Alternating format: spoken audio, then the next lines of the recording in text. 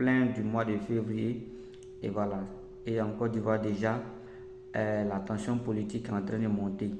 Donc j'ai fait cette vidéo un peu pour sensibiliser un peu la jeunesse. Voilà, nous constatons aujourd'hui au niveau de nos partis politiques les invectives, les tensions qui montent déjà, alors que nous sommes à environ 10 mois des élections. Donc j'aimerais vous dire, lorsqu'il y a une guerre dans un pays, ça n'arrange personne.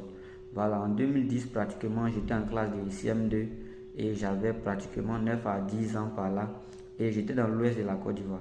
Et pour ceux qui connaissent la petite histoire de la Côte d'Ivoire, l'ouest a été beaucoup frappé par la guerre. Donc aujourd'hui je suis dans le sud de la Côte d'Ivoire, en pleine capitale, c'est-à-dire Abidjan. Donc nous ne voulons pas revivre ce que nous avons vécu dans le passé. Donc pour cela, nous demandons à nos politiciens, nous demandons aux internautes, à tous ceux qui sont sur les réseaux sociaux, qui essayent à tout moment d'attiser la flamme, voilà, de la guerre, de faire table rase. Voilà. Lorsqu'il y a une guerre dans un pays, ça n'arrange personne. Déjà en Côte d'Ivoire, notre système éducatif est déjà au bas niveau. Et lorsqu'il y a une guerre, même si un nouveau président vient, il va falloir qu'il répare ce que la guerre a causé d'abord avant de faire son propre programme. Donc imaginez-vous, ce qu'on a vécu en 2010 n'a pas encore été réparé.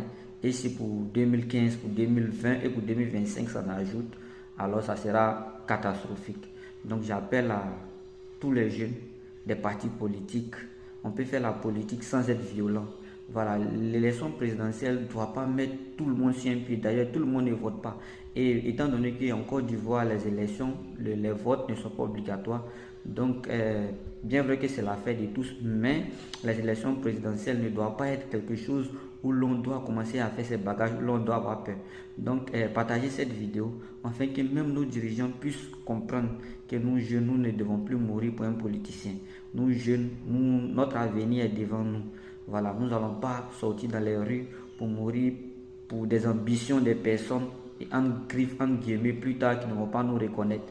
Donc, ça ne sert à rien. Voilà.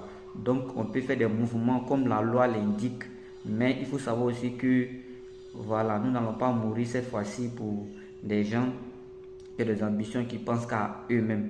Voilà, que tu sois du RHDP, que tu sois du PPAC, que tu sois du PDC, du COGEP, etc. Peu importe le nom qu'on peut attribuer, voilà, on peut faire la politique et puis être à l'aise. On peut faire la politique et vivre en paix. Voilà, regardez en France, regardez aux États-Unis, quand il y a une élection, personne ne plie bagage. Parce que une élection ne doit pas être au-dessus des vies des gens. Voilà, on ne doit pas aussi pendant